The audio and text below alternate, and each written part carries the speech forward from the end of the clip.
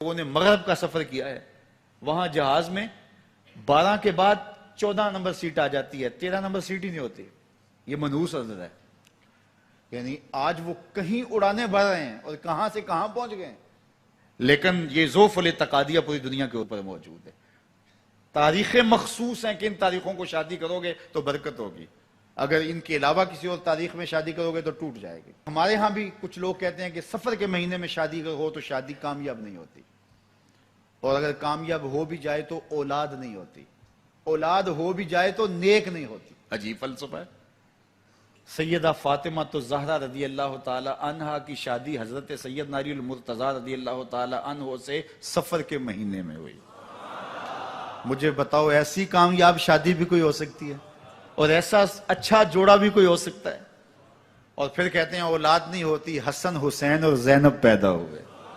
ایسی اولاد بھی ہو سکتی ہے. اچھا اولاد ہو جائے تو نیک نہیں ہوتی. مجھے بتاؤ حسین جیسا نیک کون ہوگا، حسن جیسا نمازی کون ہوگا، اور زینب جیسی پردے دار کون ہوگی؟ تو یہ لوگوں کی اپنی خواہشات ہیں، زبان پہ جو کہہ دیے لوگ وہی مان گئے. میں نے دیکھا ہے کہ بعض اوقات لوگ 1 گھنٹے کی تقریر سننے کے بعد بھی پھر بھی کہتے ہیں نہیں اصل ہمارے خاندان میں وہ واقعی منحوس ہے، فرق تو پڑتا ہے. جب اللہ کے محبوب نے کہہ دیا لا تیارہ، کوئی منحوس نہیں ہے، نہ دنوں میں منحوس، نہ ساعتوں میں منحوس، نہ افراد میں منحوس، ہمارے الو بھی منحوس نہیں ہے. تمہارے اندر کی برائیاں ہیں جو مجسم ہو کے تمہارے سامنے آتی ہیں، اس لیے کوئی منحوس نہیں. ہمارے والدین نے بچپن میں ہی ہمیں یہ باتیں اچھی طرح سے ازبر کروائیں اور ہماری تربیت اس طرح کی کہ ہم الحمدللہ کبھی بھی ذوف التقادی کا شکار نہیں ہوئے. تو آپ بھی اپنی اولادوں کی ابھی سے ایسی تربیت کریں کہ ان کا توکل اللہ پر ہو، ان کا توکل اللہ کی بابرکت ذات پہ ہو، اور وہ اسی پہ بھروسہ کرنے والے ہوں. جب اس پہ بھروسہ کرنے والے ہوں گے تو زندگی سوکھی گزرے گی. کبھی مشکل آ بھی جائے گی تو پریشانی نہیں ہوگی کہ دیکھیے کبھی خنداں کبھی گریاں، کبھی اللہ کچھ عطا کرتا ہے کبھی کچھ عطا کرتا ہے. وہ محمود غزنوی کو بوڑھے لوگ محبوب تھے، لیکن سب سے زیادہ محبوب ایاز تھا. تو ایک دن اس نے اس کو خربوزہ دیا تو وہ چٹخارے لے کے کھا رہا تھا. بادشاہ نے چکھا تو وہ کڑوا تھا. کہا ایاز یہ تو کڑوا ہے. تو کہا کہ حضرت ہاں کڑوا ہے. تو کہا پھر تم مزے سے کھا رہے ہو. کہا ساری زندگی ساتھ سے میٹھی نعمتیں کھائی ہیں، آج ایک کڑوا مل گیا تو پھینک دوں. جب اس پہ توکل ہوگا تو کبھی تکلیف آئے گی تو بندہ کہے گا کوئی بات نہیں، جے سونا میرے دکھ وچ راضی تے میں سکھ نو چلے ڈاواں. تو بندہ کہے گا ٹھیک ہے کوئی بات نہیں ہے، یہ اس پہ بھی میں خوش ہوں. تو جب توکل اس پہ ہوگا تو پھر بندہ اس تکلیف میں بھی لذت لینے کا راستہ نکال لے گا. اور اگر یہ ہو کہ اس منحوسہ کی وجہ سے یہ سب کچھ ہوا ہے، کچیچیاں چڑھیں گی اس کے اوپر کہ اس نے یہ کیا ہے، مار ہی دوں قتل کر دوں، اس کو چھوڑوں نہ، زمین پہ رہنے کا حق ہی چھین لوں اس سے کہ اس منحوسہ کی وجہ سے یا اس منحوس کی وجہ سے یہ ہوا ہے. کوئی کسی کی وجہ سے نہیں ہوتا. یہ ہماری اپنی بدعمالیوں کی سزا ہے. اگر کوئی ہمیں نقصان در نقصان ہو رہا ہے تو توبہ کریں. 70,000 لوگ ایسے ہیں جو بغیر حساب جنت میں جائیں گے، ان کا کوئی حساب نہیں ہوگا. اللہ اپنے کرم سے انہیں یوں ہی جنت عطا فرمائے. صحابہ نے عرض کی یا رسول اللہ صلی اللہ علیہ وسلم وہ کون ہیں؟ تو آقا کریم نے شرف میں کانو لا یکتوون، یہ وہ لوگ ہیں جو اپنے جسم پہ داغ نہیں لگاتے، مخصوص نشان جسم پہ لگا لیتے ہیں. یہ فلاں بزرگ کی نشانی ہے، یہ فلاں جو ہے وہ شہید کی نشانی ہے. اللہ نے جب تمہیں سالم الاعضاء پیدا کیا ہے تو اپنے بدن کو تم کیوں نشانی؟ اس نے ساری نشانیاں لگائی ہیں. اس کی نشانیاں اتنی پکی ہیں کہ اس نشانیوں میں فرق بھی نہیں لگتا نا. یہ تمہارے انگوٹھے کی نشانی ہے. 6 ارب انسانوں کو لے آؤ اور نشان انگوٹھا لے آؤ، کسی ایک کا بھی نہیں ملے گا. یہ نشانی تمہارے رب نے لگائی ہے. جیسی صورت تمہاری ہے ایسی صورت کسی اور کی نہیں بنائی. تمہیں منفرد بنایا اس میں. پوری کائنات میں سارے لوگ تمہارے جیسے ہیں لیکن تم پھر بھی الگ دکھائی دیتے ہو. سب کی 2 آنکھیں، سب کا ناک، سب کے ہونٹ، سب کا رنگ ملتا جلتا، لیکن سب کی شکلیں الگ ہیں. یہ زید ہے، یہ بکر ہے، یہ عمر ہے، یہ آس ہے، یہ فلاں ہے. دوسرے وہ ولا یسترقون، اور وہ رقیہ نہیں کرتے. یہ چھو منتر جادو ٹونا ہر وقت عاملوں کے پاس بھاگے پھرتے ہیں، اور وہ انہیں جو ہے وہ غلط سلط ٹوٹ کے ٹونے بتاتے ہیں اور وہ کرتے رہتے ہیں. عجیب لوگوں کے نفسیات ہوتے ہیں، صبح سے لے کر شام تک اسی چکر میں رہتے ہیں اور پھر ساری زندگی ان توہمات سے نکل ہی نہیں پاتے۔ اللہ نے تمہیں پیسے دیے ہیں، نئی گاڑی تم نے خریدی ہے، چھوٹے بچے کا جوتا کیوں باندھ دیا آگے تم نے؟ جوتا باندھنے سے اگر یہ ایکسیڈنٹ سے، حادثے سے گاڑی بچ سکتی ہوتی ہے تو پھر پاکستان کے جتنے پی آئی اے کے جہاز ہیں سب پر باندھ دینا چاہیے، سب پہ جوتے لٹکے ہوئے ہوں۔ عجیب تم نے فلسفہ تراشا، کسی نے جو ہے وہ کالی رنگ کی پٹی باندھ دی نیچے، اس سے اس کو نظر نہیں لگے گی۔ گھوڑے کے پاؤں کے نیچے جو کھری لگی ہوئی ہوتی ہے، کچھ لوگوں نے اپنے گھروں میں وہ باندھی ہوئی ہوتی ہیں کہ اس سے ہمارے گھر کے اندر کوئی مصیبت نہیں آئے گی، کوئی تکلیف نہیں آئے گی۔ کسی نے ہنڈیا اپنے گھر کے اوپر الٹی رکھی ہوئی ہوتی ہے، یہ ہنڈیا بچا لے گی، اور میاں ہنڈیا کیا بچائے گی تجھے؟ اللہ کے قہر سے کچھ نہیں بچا سکتا۔ جب تمہارے اوپر کوئی مصیبت نازل ہونی ہے تو کچھ نہیں بچا سکتا۔ اگر بچنا چاہتے ہو تو پھر اللہ سے استغفار کرو، اللہ تعالیٰ کی تسبیح کرو، اللہ کی تحلیل کرو، میرے حضور پہ درود پڑھو، پھر دیکھنا کہ مصیبتیں ٹلتی ہیں یا نہیں ٹلتی ہیں۔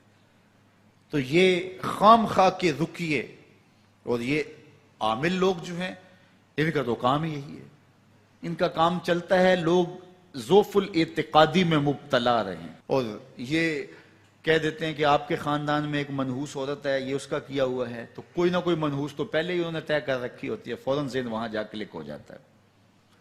اس کا نون سے نام شروع ہوتا ہے، اس کا کاف سے نام شروع ہوتا ہے، اس کا جیم سے نام شروع ہوتا ہے، تو پورے خاندان میں کسی کا نام کاف، نون یا جیم سے تو شروع ہوتا ہی ہوگا، یا دوستوں میں، تو فوراً ذہن جو ہے ادھر منتقل ہو گیا۔ اب یہ بابا جی نے بتا دیا ہے، ہاں ہاں ہاں اس نے یہ بات کی تھی، کچھ باتیں یاد آنے لگیں، اس کاف سے شروع ہونے والے نام کے ساتھ نفرت پیدا ہو گئی۔ اس بابے نے نفرت کا کاروبار کیا ہے، اس نے تو 100 روپے 200 روپے لے لیے، لیکن دو انسانوں کے اندر نفرت ڈال دی۔ اس کا گریبان کل قیامت کے دن پکڑا جائے گا۔ ان ملنگوں کے پاس، ان ذوف الاعتقادی کو پھیلانے والوں کے پاس کبھی نہ جاؤ۔ تمہیں مصیبت پڑی ہے، تمہیں لگ رہا ہے کہ شاید میرے اوپر جادو ہے، تو پڑھو نا سورہ بقرہ، جادو جڑ سے اکھڑ جائے گا۔ 40 دن اپنے گھر میں سورہ بقرہ پڑھو، برکت ہوگی۔ کہتے ہیں مولوی صاحب 40 دن تو نہیں پڑھی جا سکتی، 2.5 پارے، ہمیں کوئی تعویذ ہی کر دیں۔ ہم شارٹ کٹ چاہتے ہیں نا، روزانہ صبح 2.5 پارے سورہ بقرہ پڑھیں، یہ تو ہم سے نہیں پڑھی جائے گی، تو آپ کوئی تعویذ ہی لکھ دیں۔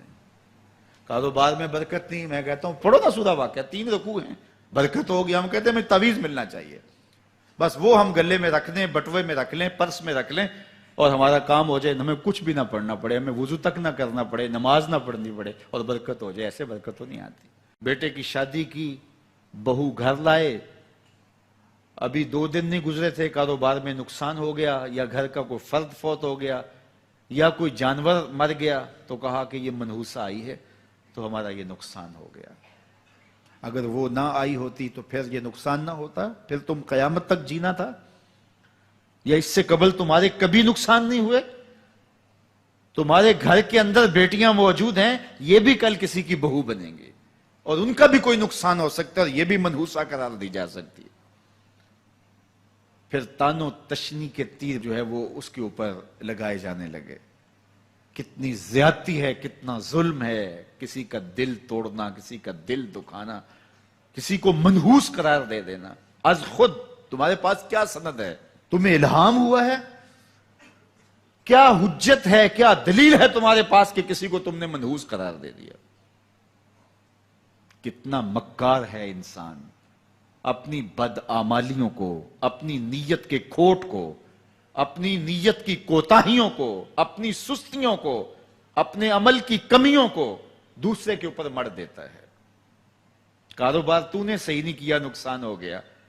صبح 12 بجے اٹھ کے تو گھر سے جا رہا ہے اور نقصان ہو گیا۔ تو نے 2 نمبر مال بیچا، آج پکڑا گیا اور نقصان ہو گیا۔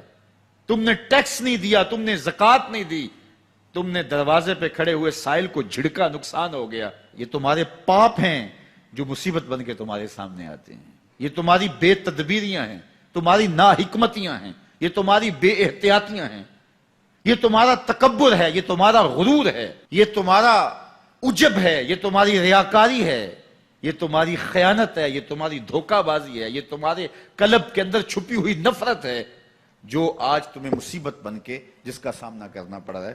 یہ تمہارے اندر کے عیب ہیں جو مجسم ہو کے تمہارے سامنے آئے ہیں۔ اللہ تعالیٰ نے قرآن مجید میں ارشاد فرمایا وما اصابکم من مصیبہ فبما کسبت ایدیکم، جو تمہارے اوپر مصیبت آتی ہے وہ تمہاری اپنی کرتوتوں کی وجہ سے آتی ہے۔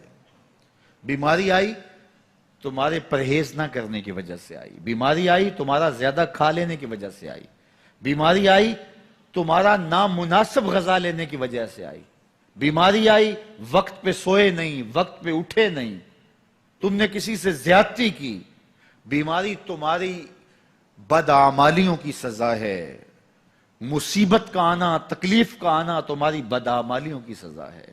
اور منحوسہ یہ خاندان کی خاتون ہے، تو یہ دوسرے کے اوپر مڑ کے اپنی کوتاہی، اپنی غلطی دوسرے کے اوپر لگا دی اور اس کو منحوس قرار دے دیا۔ اگر کسی کا کام تمہیں دیکھ کر کے اچھا نہ ہو تو پھر تم بھی منحوس قرار پائے نا۔ اگر آج تم کسی کی بہن کو، کسی کی بیٹی کو منحوس قرار دیا ہے اور خاندان کے اندر اس کو منحوس مشہور کر دیا ہے، تو اگر کوئی یہ مشق تمہاری ماں پہ کرے، تمہاری بہن کو منحوس قرار دے دے، تمہاری بیٹی کو منحوس قرار دے دے، تو تمہارے دل پہ کیا گزرے گی؟ یہ کتنا ظلم ہے، کتنی بڑی زیادتی ہے کہ آج خود کسی کو منحوس قرار دے دیا۔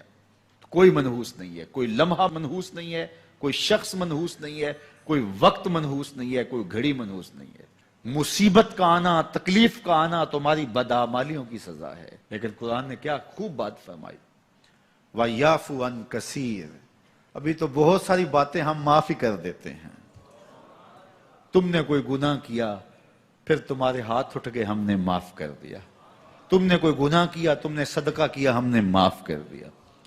تم نے کوئی گناہ کیا، تم نے سجدہ کیا، ہم نے معاف کر دیا۔ تم نے گناہ کیا، تم نے وضو کیا، ہم نے سارے گناہ جھاڑ دیے۔ تو کچھ اعمال ایسے ہیں کہ جن کی سزا بھگتنی پڑتی ہے لازمی، لیکن زیادہ عمل ایسے ہیں اللہ فرماتا ہے ہم زیادہ یوں ہی معاف کر دیتے ہیں۔ اور اگر ہم سارے معاف نہ کریں تم چل ہی نہ سکو، زندگی تمہاری گزرے ہی نہ، اتنی مصیبتیں تمہارے اوپر ٹوٹ پڑیں، لیکن تم وہ منحوسہ کو قرار دے کے اپنے اوپر سے ٹال رہے ہو، فلاں منحوسہ اس لیے ہو سب